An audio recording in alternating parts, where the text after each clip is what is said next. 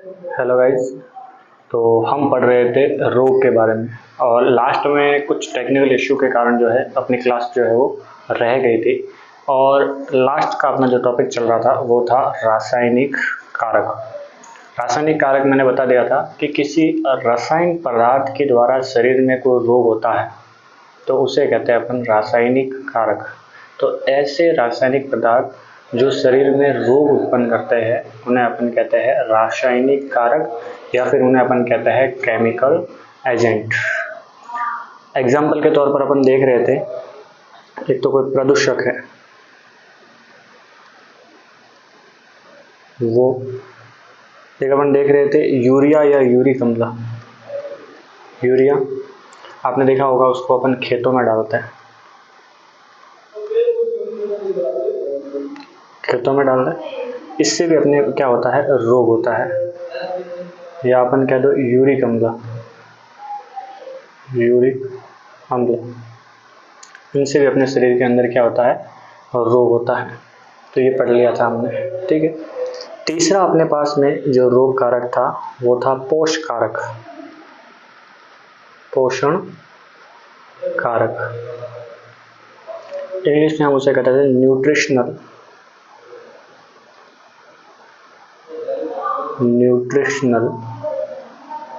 Agent. क्या कहते हैं, न्यूट्रिशनल एजेंट। अब पोषवाक बिल्कुल सिंपल है। पोषक का मतलब होता है कि अपने शरीर में किसी की कमी के कारण, फॉर एग्जाम्पल पोषवाक कौन कौन से होते हैं, तो पोषवाक होता है, एक तो अपने पास में होता है वसा,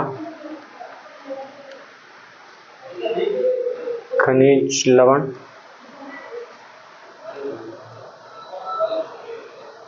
खनिज लवण के बाद में आप कह दो विटामिन, कार्बोहाइड्रेट,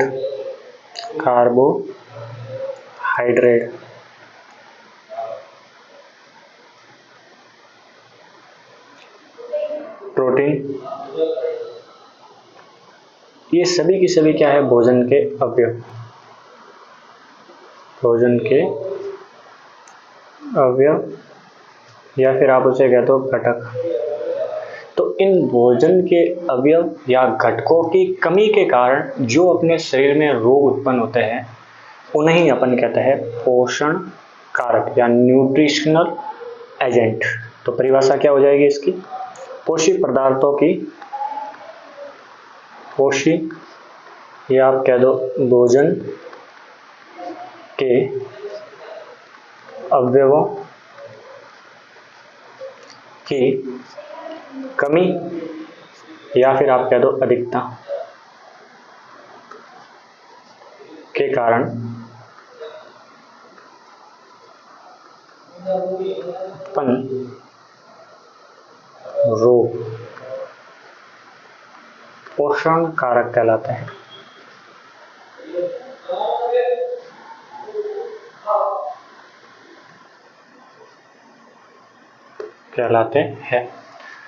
तो परिभाषा क्या होगी अपने पास में, भोजन के जो अवयव है उनकी कमी या अधिकता के कारण जो रोग उत्पन्न होता है उसे अपन कहते हैं पोषण कारक कहते हैं। क्या कहते हैं, पोषण कारक। अब वो कौन कौन से हैं, तो उदाहरण हो जाएगा वसा, खनिज लवण, विटामिन, कार्बोहाइड्रेट या प्रोटीन।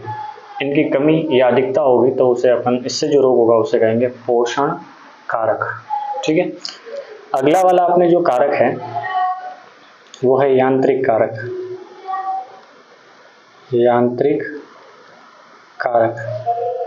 यांत्रिक कारक का ही दूसरा जो नाम है उसे कहते हैं मैकेनिकल एजेंट,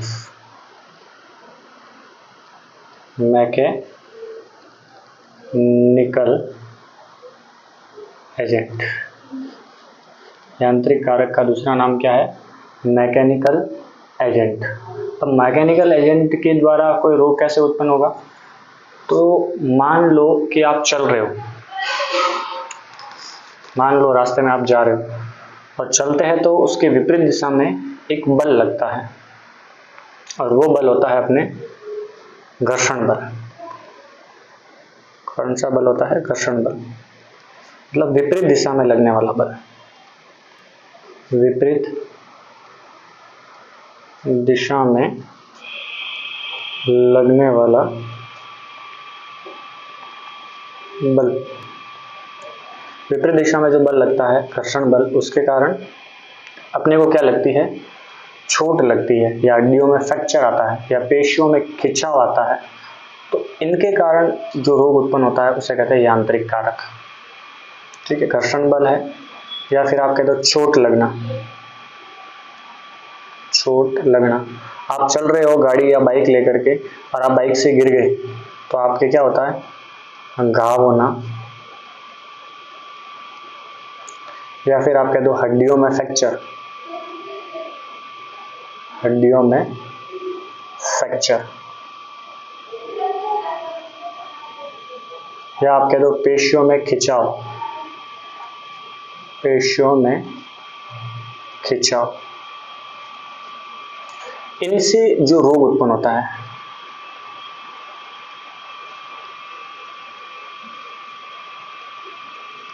आदि से होने वाले रोग,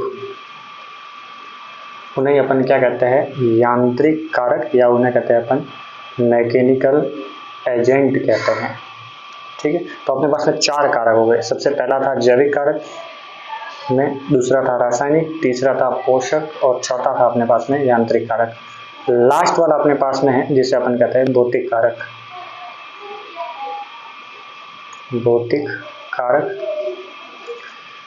भौतिक कारक को अपन कहते हैं फिजिकल एजेंट, फिजिकल एजेंट। भौतिक कारक मतलब फिजिकली आपके जो रोग होते हैं, जैसे आप गर्मी लगती है आपको, जैसे फॉर एग्जांपल आपको अभी सीजन में क्या लग रही होगी, गर्मी, फिर सीजन आएगी तो आपको क्या लगेगी, सर्दी, फिर मान लो ज़्यादा आर्द्रता होगी, ह्यूमिडिटी मान लो ज़्यादा हो गई आपके, विद्युत का करंट लगता है आपको, विद्युत करंट, मान लो कि आप कहीं खड़े हैं और बोर्ड के पास में आपके हाथ लग गया, आपको थोड़ा हल्का सा करंट आता है, या आपने देखा होगा कभी कभार अपने हाथ में ही करंट आ जाता है अचानक, तो विद्युत करंट है। या फिर विकिरणों, विकिरणों में भी ध्यान रखना, ओजोन O2 परत से उत्पन्न रोग,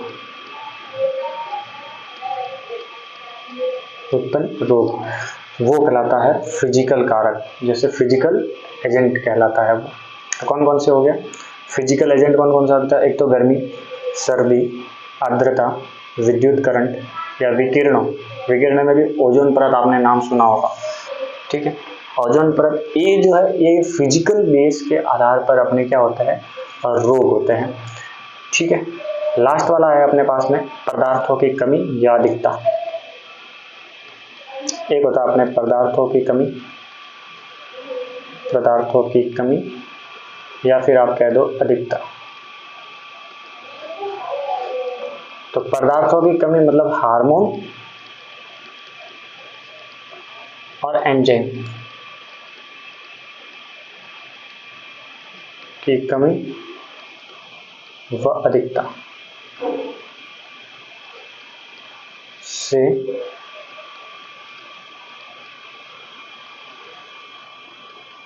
होने वाले रोग। तो हार्मोन व एंजाइम, ये पदार्थों की कमी से होने वाले ये रोग। तो ये सभी है, ये कारक है। इसे मैं एक बार आपको रिवीजन करवा देता हूँ पूरा का पूरा टॉपिक।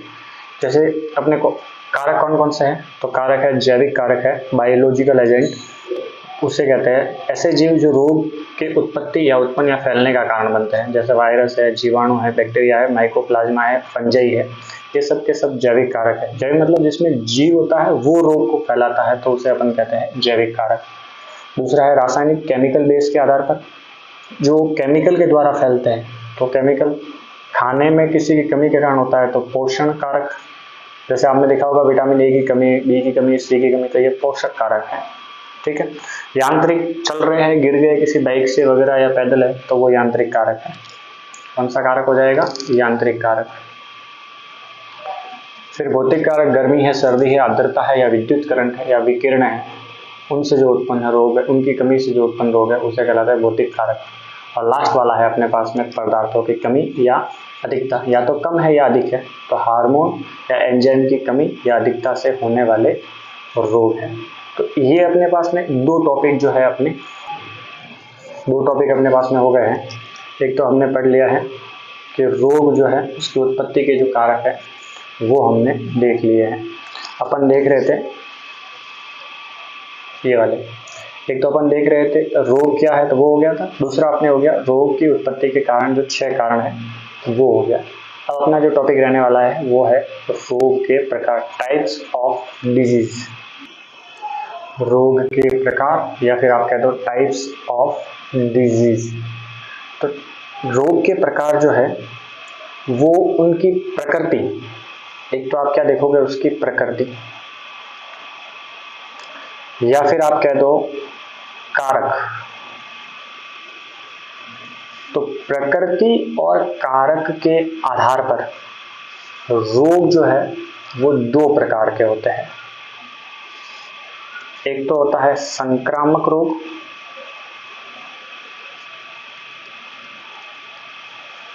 एक अपने पास में होता है असंक्रामक रोग।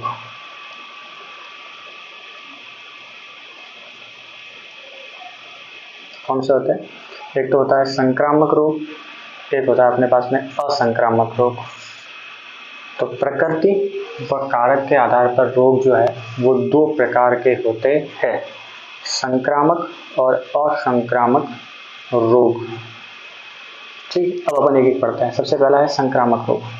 अब संक्रामक रोग मतलब जीवित कारक के द्वारा होता है।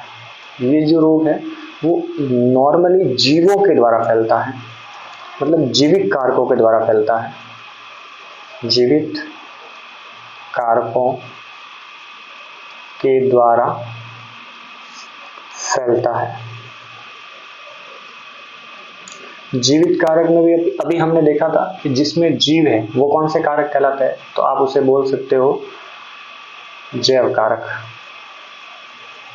तो ये नॉर्मली कौन से कारकों के द्वारा फैलते हैं? जैव कारकों के द्वारा फैलते हैं। अब जैव कारक में भी कौन कौन से कारक थे, अभी हमने उदाहरण बताया था। तो एक तो वायरस, एक आपने देखा था प्रोटोजोआ, और अपने पास में क्या था, तो जीवाणु। ये नॉर्मली इनके द्वारा जो है वो फैलता है। और अगर आसान भाषा में इसको समझना है तो सिंपल है, ये जो रोग है वो एक दूसरे के संपर्क में आने पर फैलते हैं। ये जो संक्रामक रोग है वो एक दूसरे के संपर्क में आने से फैलते हैं। तो दूसरा क्या हो जाएगा, ये रोग एक दूसरे के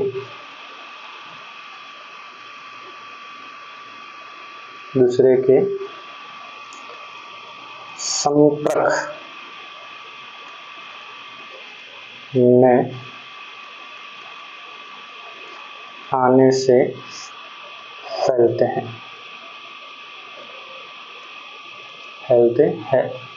एक दूसरे के संपर्क में आने से फैलते हैं। ये जो रोग होते हैं उन्हें कहते हैं संक्रामक रोग, या उसे आप कह दो वायरल डिजीज कह दो। ठीक है, संक्रामक रोग। ठीक है, जीवित कारकों के द्वारा फैलता है। वायरस, प्रोटोजोआ, जीवाणु उसके उदाहरण है। ये रोग एक दूसरे के संपर्क में आने पर फैलते हैं। उदाहरण ध्यान रखना, आपको पूछा जा सकता है उदाहरण। मोस्टली सबके जो उदाहरण है वो आप याद रखना, क्योंकि एग्जामिनर जो है वो उदाहरण पूछता है कि निम्नलिखित में से संक्रामक रोग कौन सा है और असंक्रामक रोग कौन सा है। उदाहरण हो जाएगा अपने पास में हैजा, मोटे मोटे उदाहरण याद रखना, टाइफाइड। ऐसे हम एक एक की विस्तृत बात करेंगे, लेकिन मोटे मोटे आप याद रखना, क्षय रोग, सर्दी जुकाम,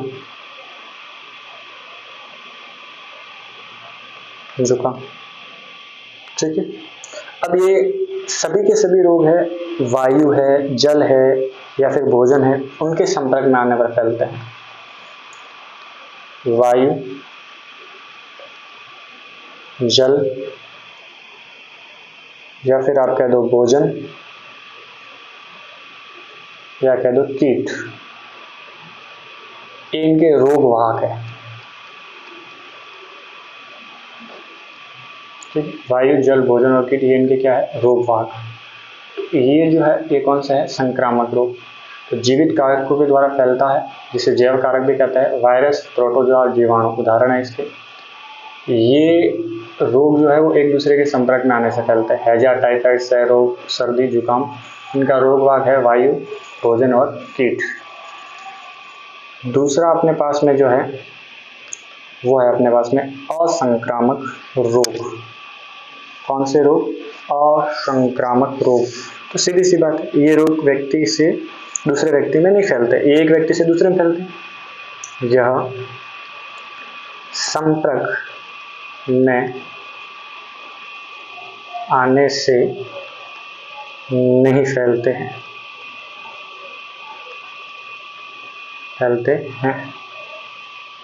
वे रोग जो एक व्यक्ति से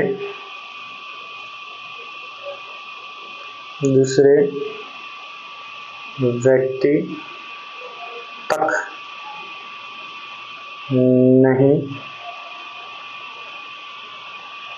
फैलते हैं, उन्हें असंक्रामक रोग कहते हैं। उदाहरण आप कह दो कैंसर, या आप कह दो जोड़ों का दर्द।